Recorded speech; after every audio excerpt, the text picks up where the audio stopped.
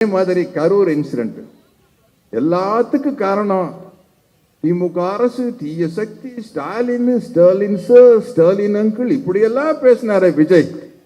இப்படியெல்லாம் பேசின விஜய் மேல எந்த ஆக்ஷன் எடுக்கல. ஏன்னா அது விசாரணை நடக்குது, சிபிஐ விசாரணை நடக்குது, அவங்க பார்த்துக்குவாங்க. சட்டசபையில் எவ்வளவு பெருந்தன்மையா சொல்றாருங்க. எந்த கட்சியும் தன்னுடைய சொந்த கட்சிக்காரன் விபத்துக்குள்ளாகி இந்த மாதிரி மரணம் ஏற்பட வேண்டும் என்று விரும்ப மாட்டான்.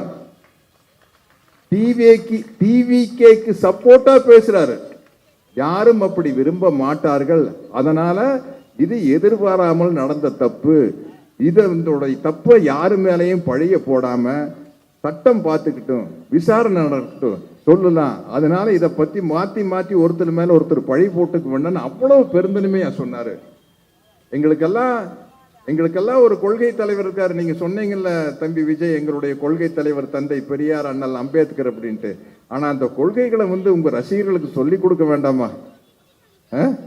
எங்களுக்கு அந்த காலத்துல புரட்சி தலைவர் எம்ஜிஆர் எங்களுடைய கொள்கை தலைவர் அண்ணானாரு, பெரியாருன்னு சொன்னாரு. அது அவருடைய படத்துல அவருடைய பாடல்கள் மூலமே எங்களுக்கெல்லாம் சொல்லி கொடுத்தாரு. திரையரங்குகளை திண்ணை பள்ளிக்கூடமாக மாற்றியவர் எம்ஜிஆர். நீங்க யாரு சினிமால இருந்து வந்தாலும் எம்ஜிஆர்னா அது எப்படிங்க?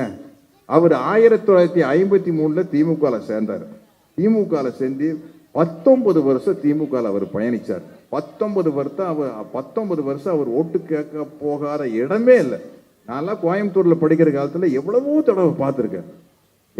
அதாவது ரசிகர்கள் நம்ம உங்களுக்கு பின்னாடி பைக்கில் வர்றான், தலை தெறிக்க வர்றான், அடிபட்டு டமால் டுமால் டமால்னு அடிபட்டு உள்ள உழுகுறா, கையுடைச்சதா கால் உடைச்சதான்னு தெரியாது. நீங்க அப்படியே இப்படி லைட் போட்டு கேரமான்ல உட்காந்துட்டு அப்படியே சிரிச்சுட்டு போயிட்டு இருக்கிறீங்களா? அந்த சத்தம் கேட்காதா உங்களுக்கு? உங்க வண்டியில ஒரு பைக் அடிச்சு மோதுச்சுன்னா அந்த சத்தம் கேட்காதா? அப்படியே உட்கார்ந்துட்டு போயிட்டு இருக்கீங்களா? இது நியாயமா அப்படின்னு உங்ககிட்ட நான் கேட்டுக்கிறேன். தர்மமா அப்படின்னு உங்ககிட்ட கேட்கிறேன். உங்க மேல அன்பு வச்சுத்தானே வர்றாங்க. இந்த அன்பு எப்படி உருவாகுது? அதாவது அன்பு ஒரு மனிதர் மேல, ஒரு பிரபலத்தில் மேல எப்படி உருவாங்கன்னா, சில பேருக்கு அவங்க செய்யற காரியத்தினால உருவாகும். மகாத்மா காந்திக்கு மேல ஒரு அன்பு எப்படி உருவாச்சு? அவரு இந்திய சுதந்திரத்துக்காக போராடினாரு, இந்தியாவுக்கு சுதந்திரம் வாங்கி கொடுத்தாரு. எங்களுக்கெல்லாம் தந்தை பெரியார் மேல அன்பு எப்படி உருவாச்சு? அவர் பகுத்தறிவு சிந்தனையை வளர்த்தாரு. ஜாதிய ஏற்றத்தாழ்வு ஒழியணும், ஒடுக்கப்பட்ட பிற்படுத்தப்பட்ட தாழ்த்தப்பட்ட மக்களுக்கு கல்வி கிடைக்கணும், வேலை கிடைக்கணும்னு போராடினாரு. பெண் விடுதலைக்காக போராடினாரு. ஆணும் பெண்ணும் சமம் அப்படிங்கிறதுக்காக போராடினாரு. இப்படி பல பகுத்தறிவு சிந்தனைகளை வளர்த்ததுனால தந்தை பெரியார் மேல எங்களுக்கு அன்பு வந்தது. அந்த சிந்தனைகளை மேலும் வளர்த்து எடுத்ததுக்காக பேரறிஞர் அண்ணாவின் மேல அன்பு வந்தது. அந்த கொள்கைகளை தொடர்ந்து கடைபிடித்ததால முத்தமிழறிஞர் டாக்டர் கலைஞர் மேல அன்பு வந்தது. அதனுடைய நீட்சியாக இன்று முத்துவேல் கருணாநிதி ஸ்டாலின் அவர்கள் அப்படி தில்லா, அப்படி கெத்தா, அப்படி ஒரு இரும்பு மனிதனா இருக்க வேண்டிய இடத்துல இரும்பு மனிதனா இருக்காரு, கருணை காட்ட வேண்டிய இடத்துல கருணை காட்டுறாரு. அதனால எங்களுக்கு ஸ்டாலின் அவர்களை பிடிச்சிரு. இப்ப உங்களை ஏன் பிடிச்சுன்னு நீங்க யோசிச்சு பாருங்க. உங்களைன்னு சொல்லக்கூடாது, நம்மளை ஒரு சினிமா நடிக்கணும் ரேஞ்ச் விடுங்க. நான் விஜய்க்கு கம்பேர் பண்ண ரொம்ப ரொம்ப நான் இங்க இருக்கிற விஜய் அங்க இருக்காரு, நோ டவுட். அதெல்லாம் நான் ஓப்பனா சொல்றேன், ஒத்துக்கிறேன். நம்ம மேல எல்லாம் எப்படி அன்பு வருது? நம்ம சினிமால நம்ம நடிச்ச நடிப்பை பார்த்து அன்பு வருது இல்லையா? நம்மளை சினிமா நீங்க அழகா இருக்கிறீங்க, சூப்பரா டான்ஸ் ஆடுறீங்க, சூப்பரா ஃபைட் பண்றீங்க, நல்லா நடிக்கிறீங்க, இதனால உங்க மேல அன்பு வருது. இதுக்கு எத்தனை பேர் வேலை செய்யறாங்க உங்களுக்கு தெரியுமா? எத்தனை பேர் வேலை செய்யறாங்க தெரியுமா? நீங்க ஒரு அருமையான டயலாக் பேசுறீங்கன்னா அது நம்ம சொந்தமா பேசல, ஒரு ரைட்டர் எழுதி கொடுக்குறாரு. இப்ப நீங்க எல்லாம் கை தட்டுறீங்களே, என்னமா கண்ணு சௌக்கியமானா கை தட்டுறீங்களே, இது ஏன் சொந்த சரக்கு இல்ல. மிஸ்டர் பாரதனுடைய கதை வசனகர்த்தா விசு எழுதி கொடுத்தாரு. அதே மாதிரி பாருங்க, என் கேரக்டரையே புரிஞ்சுக்க மாட்டேங்கிறீங்களா? கை தட்டுறீங்கன்னா இந்த கைதட்டலுக்கு சொந்தக்காரன் நான் இல்ல, என் தலைவன் மணிவண்ணன் தான் இந்த கைதட்டலுக்கு காரணம். கைதட்டலுக்கு காரணம் ஆமாங்க. நான் ஹீரோவா நடிச்சப்போ வால்டர் வெற்றிவேல் நான் போட்ட சண்டை காட்சியை பார்த்து எல்லாரும் கைதட்டினாங்க. யாரு?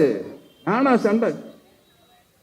அன்னைக்கு ஸ்டண்ட் மாஸ்டர் அந்த படத்துக்கு விக்ரம் தர்மா ஸ்டண்ட் மாஸ்டர் சூப்பராய எங்களுக்கு கம்போஸ் பண்ணி அடிச்சீங்க தடுத்தீங்க, திரும்பினீங்க, காலில் ஒரு கிக் பண்ணீங்க, சேலை ஏறி செவத்தில் ஏறி உரைச்சிங்கன்னு ஸ்டண்ட்டை கம்போஸ் பண்ணது ஸ்டண்ட் மாஸ்டர்.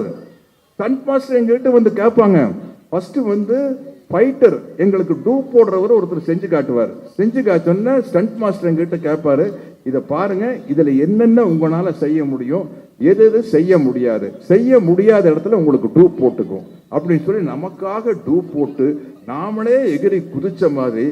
நான் வருவேன் பாருங்க, ரம்யா கிருஷ்ணன் பாகுபலியில கட்டாப்பா அப்படின்னா நான் இல்லைங்க, தம்பி அங்க எங்கேயும் ஹைதராபாத்ல இருக்கிறாருங்க. பின்னாடி இருந்து ஷார்ட் வச்சு நம்மள மாதிரியே மொட்டை அடிச்சு தாடி மீசி எல்லாம் ஒட்டி விட்டு ட்ரெஸ்ஸை போட்டு சைஸ் எல்லாம் அளந்து பார்த்து சத்யராஜ் சைஸ்ல இருக்கிறாரான்னு போட்டு அங்கிருந்து ஜம்ப் பண்ணி கீழே உட்காந்து கேமரா அப்படி இருந்தா உட்கார்ந்த வேதத்துல கேமரா நம்ம எந்திரிப்பேன். அது இப்படியெல்லாம் சேர்ந்து நமக்கா பிரமாதமான பாட்டு எழுதி ஒரு என்னம்மா கண்ணு சௌக்கியமாங்கிறது வசனம் வாலி எழுதினாரு, பாடல் வாலி வசனம் விசு எழுதினாரு, பாட்டு வாலி எழுதினாரு. எனக்கு ரஜினி சாருக்கு நடக்கிறது இப்படி எல்லாம் சேர்ந்து அதுக்கப்புறம் விளம்பரம் பண்ணி நம்மளை அழகுபடுத்தி விக்கு டோப்பா வச்சு நம்மளை சினிமாவில் காட்டி அதனால மக்களுக்கு நம்ம மேல ஒரு அன்பு வருது. என்ன அன்பு? நம்மளுக்கு ஒரு என்டர்டெயின்மெண்ட். நம்மளுக்கு வாழ்க்கையில் 1008 கஷ்டம் இருக்குது, நம்ம படங்களை பார்த்தா ஜாலியா இருக்குது. அதுல சில குறிப்பிட்ட நடிகர்களை பார்த்தா ரொம்ப ரொம்ப ஜாலியா இருக்குது. அப்படிங்கிற வகையில எனக்கும் தம்பி விஜயோட படத்தை பார்க்கல செம்ம ஜாலியா இருக்குங்க. இப்ப மறுபடியும் ரீரிலீஸ் ஆனப்பவங்க கூட கில்லி படத்தை நான் என் பேர பசங்களோட உட்காந்து பார்த்தேன், பயங்கரமா ரசிச்சேன். அப்போ நம்மளுக்கு பிடிச்ச ஒருத்தர் வந்து நம்மள அவரை ஏன் பிடிச்சது? அவர் சினிமாவில் நல்லா டான்ஸ் ஆடுறாரு, ஃபைட் பண்றாரு, நல்லா வசனம் பேசுறாரு, நல்லா நடிக்கிறாரு, அதனால நம்மளுக்கு விஜய் பிடிக்குது. அப்போ அவர் நம்ம எங்க வச்சிருக்கணும்? சினிமாலேயே வச்சிருக்கணும். சினிமாலேயே இருந்தா தான் நல்லது. இப்போ அவரு தான் ஆர்வ கோடால வந்துட்டாரு. இப்போ அவர் நம்ம முத்துவேல் கருணாநிதி ஸ்டாலின் மாதிரி கெத்தா தில்ல நிக்க முடியுமா? டெல்லியில போய் அவங்களை எதிர்த்து ஃபைட் பண்ண முடியுமா? டெல்லி நோ டூயினா ஓடி போய் ஒளிஞ்சுக்குவோம் அப்படின்னா போதும். அதனால வந்து அதுக்கு ஒரு ஆள் வேணும். எங்க அவங்க போய் ஒரு நம்ம எழுச்சி தமிழர் தொல் திருமாவளவன் இருக்கிறாரு, கட்சிக்கு பேர் தான் விடுதலை சிறுத்தைகள் கட்சி. அது சிங்கம் புலி சிறுத்தை எல்லாம் இருக்கிற ஒரு கட்சிங்க, அவ்வளவு தைரியமான ஒரு கட்சி. அந்த தம்பி மேல வந்து தொல் திருமாவளவன் என்னை விட வயசுல சின்னவர், ஆனா அவர் பேசினாருன்னா மேடையில் நான் அப்படியே வாயை புலந்துட்டு பார்ப்பேன், எப்பா என்ன பேச்சு பேசுறாருயா, என்ன நாலேஜ், என்ன அறிவு. அவர்கிட்ட இருந்து தான் நான் கத்துக்குவேன், என்கிட்ட இருந்து அவர் கத்துக்கிறது இல்லை. அந்த மாதிரி தந்தை பெரியாரில் ஆரம்பிச்சு தம்பி திருமாவளவன் வரைக்கும் நாங்க சித்தாந்தத்தை கொள்கையும் கேட்டு தெரிஞ்சு வளர்ந்தவங்க நாங்கெல்லாம். அப்போ ஒரு நாடு நல்லா இருக்கணும்னா அப்படிப்பட்ட தலைமை தான் நம்மளுக்கு வேணும். அந்த மாதிரி தலைமை மனசாட்சியை தொட்டு சொல்லுங்க. இன்று இருக்கிற தலைவர்களில் நம்ம முத்துவேல் கருணாநிதி ஸ்டாலின் அவர்கள் மாதிரி வரவே வராதுங்க. இதுல எனக்கு எந்த விதமான பிரச்சனையும் இல்லை. யார் ஆட்சிக்கு வந்தாலும் நான் சினிமாவில் நடிச்சிருக்கிறேன், நான் பாட்டுக்கு இங்க நடிப்பேன். கூட்ட எனக்கு தமிழை தவிர எதுவும் தெரியாது. தமிழ் எல்லாம் புரிஞ்சுங்க, தமிழை தவிர எதுவும் தெரியாது, அரைகுறையா இங்கிலீஷ் தெரியும். நான் யாராச்சும் எங்கிட்ட கேட்டா உங்களுக்கு எத்தனை மொழி தெரியும்னு கேட்டாங்கன்னா எனக்கு 1.5 மொழி தெரியுங்க அப்படின்னு. அது என்ன 1.5 மொழி அப்படின்னு? ஒரு தமிழ் அரை இங்கிலீஷ், இதை வச்சுதான் வண்டி ஓட்டிட்டு இருக்கிறேன். தெலுங்கும் தெரியாது, மலையாளம் தெரியாது, ஆனா அங்கெல்லாம் போய் நடிச்சுட்டு வருவேன். ஹிந்தியும் தெரியாது, ஹிந்தி படத்துல போய் நடிச்சுட்டு வந்துக்கிறேன். நம்ம வண்டி எங்கேயோ ஓடிட்டு இருக்கு. ஆனா தமிழ்நாட்டு வண்டி ஓகோடு ஓடணும்னா அதற்கு சரியான ஒரு சாரதி வேண்டும், சரியான ஒரு ஓட்டுநர் வேணும். அந்த சரியான ஓட்டுநர் முத்துவேல் கருணாநிதி ஸ்டாலின் அவர்கள் தான். ஒரு தலைமை மட்டும் சரியா இருந்தா பார்த்தாருங்க, கீழே இருக்கிற தொண்டர்கள், பதவியில் இருக்கிற அமைச்சர்கள், எம்எல்ஏக்கள், எம்பிக்கள் அத்தனை பேர். இப்போ அங்க பார்லிமெண்ட்ல எப்படி இருக்கிறாங்க எம்பி? நம்ம தோழர் கனிமொழி, திருச்சி சிவா, தயாநிதி மாறன், நம்ம கம்யூனிஸ்ட் கட்சி தோழர் சு வெங்கடேசன் எல்லாம் என்ன பட்டையை கிளப்புறாங்களே. ஆர் ஆசா அவர்கள் என்ன பேச்சு பேசுறாங்க. இந்த மாதிரி ஒரு கட்சி இனிமே அமைய முடியாது. என்ன 75 வருஷமா உரம் போட்டு வளர்த்த கட்சி. இப்ப இந்த கட்சியின் சார்பாக அன்பு சகோதரி பூர்ணிமா அவர்கள் போட்டியிடுறாங்க. நிச்சயமாக ஓட்டை வாங்கிட்டு எங்கேயோ போயிட மாட்டாங்க. ஏன்னா அவங்க இங்கதான், இதுதான் அவங்களுடைய மண், இதுதான் உங்களுடைய மண். அப்படிங்கும் போது மிகச்சிறப்பாக செயல்படுவார்கள் என்ற நம்பிக்கை இருக்கிறது. ஆகவே அனைவரது பொன்னான வாக்குகளையும் தமிழ்நாட்டின் நலன் கருதி, இந்த மண்ணின் நலன் கருதி, மதசார்பற்ற முற்போக்கு கூட்டணியின் சார்பாக திராவிட முன்னேற்ற கழகத்தின் தலைமையில் அமைந்த இந்த கூட்டணிக்கு செலுத்த வேண்டும் என்று கேட்டுக்கொண்டு உங்களிடமிருந்து விடைபெறுகிறேன். நன்றி, வணக்கம்.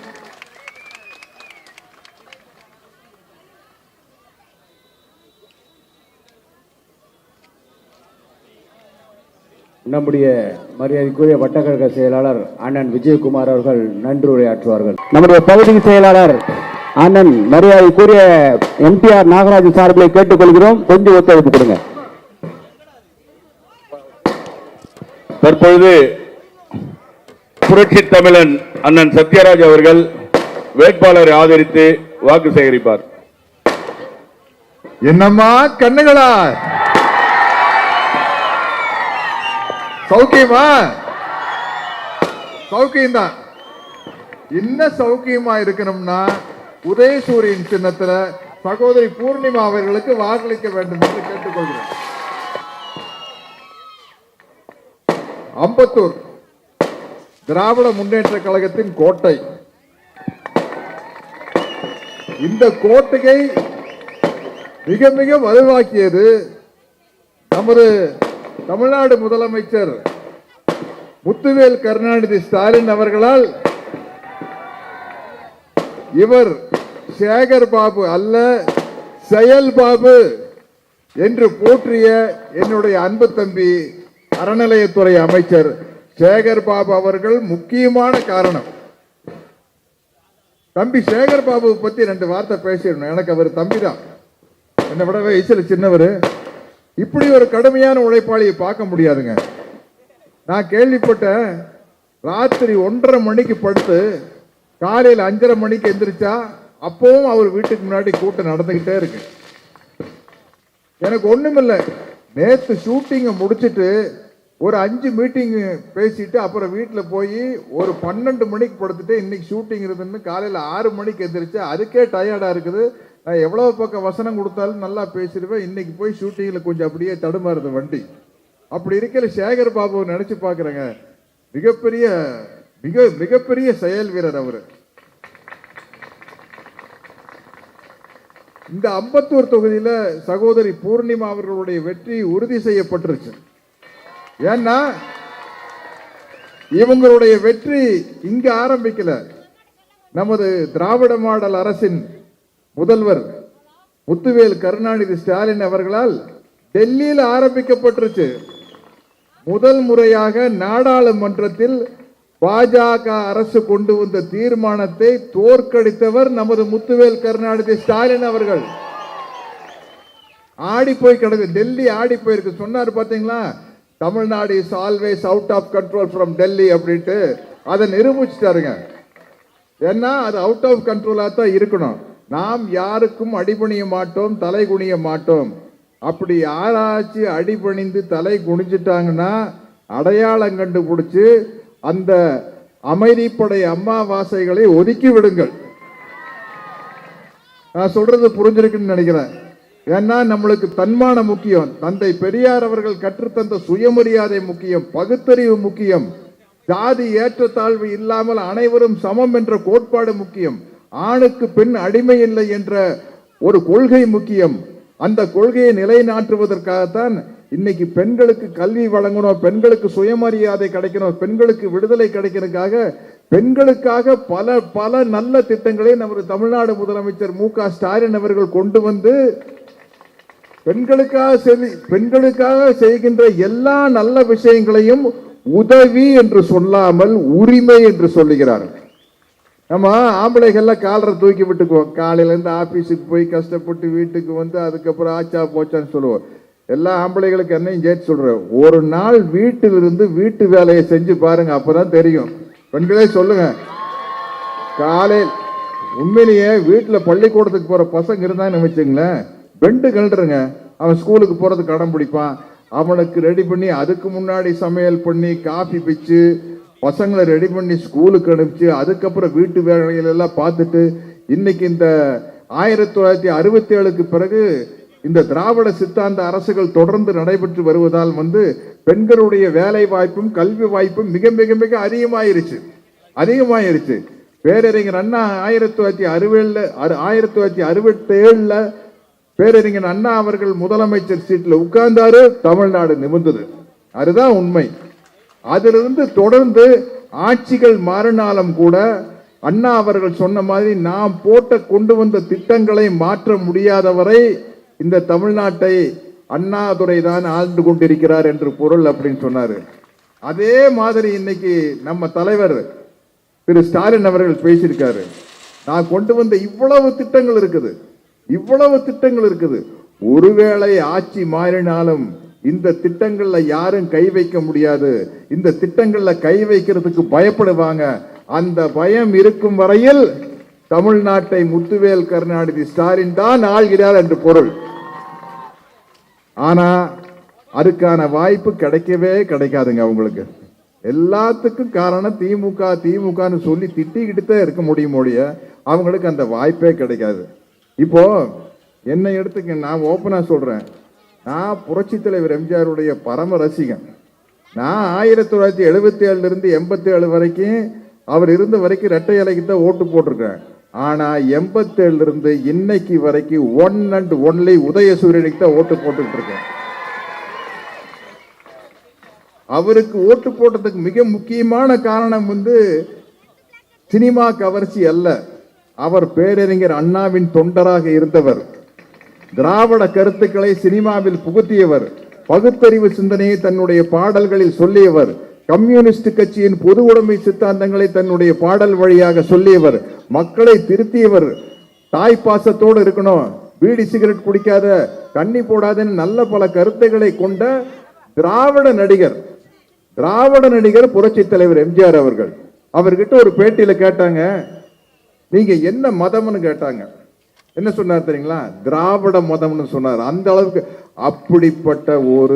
அப்படிப்பட்ட அதிஉன்னதமான தலைவர் ஆரம்பிச்ச அனைத்து இந்திய அண்ணா திராவிட முன்னேற்ற கழகம் இப்ப எங்க போய் நிக்குது பாருங்க. எடப்பாடியார்கிட்ட சிக்கி, ஐயோ கொஞ்சமாவது அவருக்கு மனசாட்சி இருக்கக்கூடாதா? ஏங்க கெத்தா நின்ன ஒரு தலைவன். அதுக்கப்புறம் ஜெயலலிதா மேடங்க என்ன தில்லுங்க, மோடியா லேடியா பாத்துலான்னு சொன்னாங்கல்ல, அவங்க கிட்ட இருந்து நீங்க கட்சியை அடிச்சுட்டு வந்துட்டீங்க. அவங்க கிட்ட இல்ல, அவங்க கை காட்டினது நம்ம ஓபிஎஸ் தான் அவங்க கை காட்டினாங்க. நியாயப்படி ஓபிஎஸ் தான் சிஎம் ஆயிருக்கணும். அங்க எப்படியோ யாருக்கிட்டயோ காலில் இருந்து டேபிள் கடியில பூந்து என்னென்னமோ பண்ணி பெரிய விஷயம் தானுங்க. அது அல்ப சொல்பமான விஷயம் இல்லை. நம்ம காலில் விடலாம், பட் அப்படியே நகர்ந்து போறது ரொம்ப கஷ்டம். நம்ம தம்பி உதயநிதி ஸ்டாலினோட அவருடைய தாங்க முடியலையே. அவர் போன எலெக்ஷன்ல ஒரு செங்கல்ல வச்சுட்டு அடிச்சு ஜெயிச்சிட்டாரு 40க்கு 40. இப்போ ஒரு போட்டோ வச்சுட்டு உயிர் எடுக்கிறார். அவரே சொல்லிட்டாரு, ஐயோ இந்த தப்பி தாங்க நம்ம உயிர் எடுக்குது அப்படின்ட்டு. பத்தாவது சசிகலா மேடம் என்ன தப்பு தம்பி நடந்தது தானே காட்டுறாரு சொல்லி அவங்க வேற சப்போர்ட்டுக்கு வந்துட்டாங்க. எனக்கு இந்த கூட்டணியை பார்க்கலையே ரொம்ப ஒரு கெத்தா இருக்குது. ஒரு பக்கம் எனக்கு விடுதலை சிறுத்தைகள் கட்சி மேல பெரிய மரியாதை இருக்கு. எழுச்சி தமிழர் தொல் திருமாவளவன் அவர் அவர் அந்த நாடாளுமன்றத்தில் கால் வச்சாலே அப்படியே நடுங்கும். அந்த மாதிரி ஒரு எம்பிங்க அந்த விடுதலை சிறுத்தைகள் கட்சி. நம்ம வைகோ அவர்கள் ஆரம்பிச்ச மறுமலர்ச்சி திராவிட முன்னேற்ற கழகம் இன்னைக்கு இந்த வயசுல நீதி கேட்டு நெடும்பயணம் போய் மதுரையில் அவர் வந்தப்ப நான் போய் முடிச்சு வச்சேன். கம்யூனிஸ்ட் கட்சி தோழர்கள் ஏழை எளிய மக்களுக்காக வெற்றி வருதோ தோல்வி வருதோ எதை பத்தி கவலைப்படாம தொடர்ந்து பயணிக்கும் ஒரு சித்தாந்தமான கட்சி கம்யூனிஸ்ட் கட்சி. அந்த கட்சியின் தோழர்கள் இஸ்லாமிய நண்பர்களை மாதிரி அன்பானவர்கள் நம்ம பார்க்கவே முடியாதுங்க. உண்மை சொல்றேன். தமிழ்நாட்டை பொறுத்தவரை நாமெல்லாம் இந்துக்களும் கிறிஸ்தவர்களும் இஸ்லாமியர்களும் நம்மெல்லாம் மாமன் மச்சானா அண்ணன் தம்பியா சகோதர சகோதரிகளை பழகிட்டு இருக்கிறேங்க. இங்க நாங்க இந்த திருப்பரங்குன்றத்தை அயோத்தியாக மாற்றுவோம். எதுக்காக மாத்தணும்? அப்படி பார்த்தா அப்ப நீங்க தமிழ்நாட்டை பீகாராக மாற்றி விடுவோம், தமிழ்நாட்டை ஒரிசாக மாற்றி விடுவோம், திருப்பூரை மணிப்பூராக மாற்றி கடைசியில் என்னாங்க, இங்க ஒருத்தர் சட்டையை பிடிச்சிட்டு சண்டை போட்டிருப்போம். உன் மதம் பெருசா, என் மதம் பெருசா, உன் சாமி பெருசா, என் சாமி பெருசான்னு. ஆளாளுக்கு ஒரு மதம் இருக்குது, ஆளாளுக்கு ஒரு கடவுள் நம்பிக்கை இருக்குது. அந்த கடவுள் நம்பிக்கையில பயணிச்சுட்டு போயிட்டே இருக்க வேண்டியதானே. இதுக்கு நடுவில் எதுக்கு ஒரு மத சண்டை மூட்டி விடணும்? அது அமைதிப்படையில் ஒரு சீன் இருக்கும். நான் குளிச்சுட்டு இருப்பேன், என்னோட நண்பன் மணிவண்ணன் எனக்கு முதுகு தைச்சிட்டு இருப்பாரு.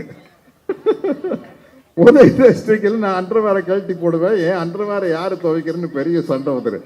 நான் சொன்னேன், அதுக்கு முன்னாடி மணிவண்ணன் என்கிட்ட சொல்லுவார், அண்ணா அனைவன் இந்த தடவை நம்மளுக்கு சீட்டு கிடைக்காது போல இருக்குதுங்க. அப்படியே மணி அப்படிம்பேன். அப்படியே கிடைச்சாலும் நம்மளுக்கு யாரும் ஓட்டு போட மாட்டான்னு நினைக்கிறேன். ஏன் மணி நான் தான் ஒன்றுமே பண்ணலையே அப்படின்னு. அதான் நீங்கள் எதாவது பண்ணணும் இல்லைங்க, பண்ணால் தானே ஓட்டு போடுவாங்க அப்படின்பாரு. எல்லாம் பேசிட்டு இருக்கல, நான் அண்டர்வேரை கழட்டி போடுவேன். அந்த அண்டர்வேரை யார் துவைக்கிறதுன்னு சொல்லி பெரிய சட்டம் வந்துரு. சட்டம் வந்தோடனே, அப்பா இருங்கப்பா எதுக்குப்பா சண்டை போடுறீங்க அப்படின்னு சொல்லிட்டு மணிவண்ணன் கிட்ட கேட்பேன், மணியா இப்போ என்னமோ ஒன்று சொல்லிட்டு இருந்தது, என்னது அண்ணா? அது சண்டை போட்டதில் மறந்துட்டோம்னா. ஓ, இப்போ சண்டை போட்டால் பழச மறந்துடுவோமா? இப்போ சண்டை வந்துருச்சுன்னா நம்ம பண்ண தப்புகள்லாம் யாருக்கும் தெரியாது. சரி, அப்போ போய் ஊருக்குள்ள ஜாதி கலவரத்தை கொளுத்தி போடு, அந்த சண்டையில நம்ம பண்ண தப்பெல்லாம் மறந்துடுவாங்க அப்படிங்கிற மாதிரி இருக்கையில பிஜேபி ஒரு படி மேல போய் மத சண்டையை கொளுத்தி போட்டுருவோம், எல்லாத்தையும் மறந்துடுவாங்க. நம்ம கொடுத்த வாக்குறுதி நிறைவேற்றலைங்கிறத மறந்துடுவாங்க. உன் மதம் பெருசா, ஏன் மதம் பெருசா, உன் சாமி பெருசா, ஏன் சாமி பெருசான்னு சண்டை போடுவாங்க. இதில் நம்ம நல்லா குளிர் காய்ச்சிக்கலாம் அப்படின்னா, அது இந்தியாவில் எங்க வேணாலும் குளிர் காயலாம், தமிழ்நாட்டுக்குள்ள முடியாது. இங்க எல்லாம் தெளிவான சிந்தனைக்கு சொந்தக்காரங்க. 100 வருஷ பாரம்பரியம் இருக்கிற இந்த திராவிட சித்தாந்தம் தந்தை பெரியாரில் ஆரம்பிச்சு பேரறிஞர் அண்ணா வழியாக, முத்தமிழறிஞர் டாக்டர் கலைஞர் வழியாக, இன்று முத்துவேல் கருணாநிதி ஸ்டாலின் வழியாக, இன்னைக்கு ஒரு IAS ஆபீசர் என்னுடைய ஃப்ரெண்டு, அவர் ஏதோ வேற விஷயமா எனக்கு ஃபோன் பண்ணாரு. சரி, நம்ம சினிமாவில் நடிக்கிற அவ்வளவுதானே, ஒரு IAS ஆபீசர் கிட்ட லேசா அப்படியே விட்டு பார்ப்போம் எப்படி இருக்குது என்ன அப்படின்னு கேட்டா, அவர் சொல்றாரு, சார் ஸ்டாலின் சார் இந்த அளவுக்கு பண்ணுவார் நினைக்கல சார், அவர் அவருடைய உயரம் மேல போயிட்டே இருக்கு சார். சார் இவர் CM லெவலை தாண்டி PM லெவல் சார் அப்படின்னாரு. எனக்கு சந்தோஷமா இருக்குது, ஒரு IAS ஆபீசரே சொல்லிட்டாரு CM லெவலை தாண்டி PM லெவல். அதுதாங்க, ஒன்றும் பிரச்சனை இல்லையே. என்ன மரியாதைக்குரிய மோடி அவர்கள் குஜராத்தில் CM இருந்தார், ஒரு ஸ்டேட்டுக்கு CM இருந்தாரு, PM ஆயிட்டாரு. அது மாதிரி நம்ம CM PM ஆகக்கூடாது. அந்த சந்தோஷத்தோட இருந்தா இன்னைக்கு ஒரு பேட்டியில சொல்றாரு, நம்ம தோழர் குணா அவர்கள் பேட்டி எடுக்கும்போது சொல்றாரு, நீங்க அதற்கு தகுதியானவர் அப்படிங்கல. என்னுடைய உயரம் எனக்கு தெரியும். யாரு? டாக்டர் கலைஞர் அவர்கள் சொன்னது. நான் தமிழ்நாட்டை பாதுகாப்பு தான் என்னுடைய முக்கியமான, அதாவது ஒரு பெரிய பதவி கூட அதை அலட்சியமா நினைக்கிறாரு பாருங்க. அதாவது பெருந்தன்மையின் உச்சம் அப்படின்னா நம்ம ஸ்டாலின் தான் சொல்லணும். என்ன பேசியிருப்பாரு நம்ம, இவர் பேரு என்ன, H. ராஜா. H. ராஜா என்னென்ன பேசினாரு போன தடவை, ஸ்டாலின் CM ஆகக்கூடாதுன்னு எங்களுக்கு கிடையாதுங்க, எங்களுக்கு அப்படியெல்லாம் கிடையாது, கட்டம் சரியில்லையே, கட்டத்துல அவர் ஸ்டாலின் முதலமைச்சராகிற வாய்ப்பே இல்லைங்க அப்படின்னாரு. ஐயா சாமி, கட்டம் சரியில்லை, ஆனா எங்க தலைவர் ஸ்டாலினுடைய திட்டம் சரியா இருக்குது, அவர் கொண்டு வர சட்டம் சரியா இருக்குது. எவ்வளவு பெருந்தன்மையான மனிதரா இருந்தா நீங்க என்னென்ன திட்டி இருப்பீங்க ஸ்டாலின் அவர்களை.